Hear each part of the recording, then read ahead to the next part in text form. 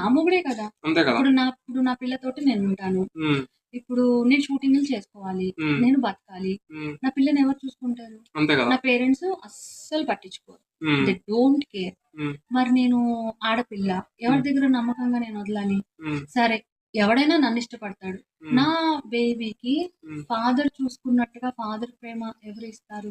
ఇన్ని నేను ఆలోచించి ప్రతి దానికి నేను ఏంటంటే, అంటే ఆల్రెడీ నేను చాలా మంది అబ్బాయి లవ్ ఫెయిల్యూర్ కూడా నేను చూసాను కాబట్టి ఇంకా ఇది తినను వదిలేయాలి, మళ్ళీ ఇంకెవరు అలా నాకు అదేం లేదు.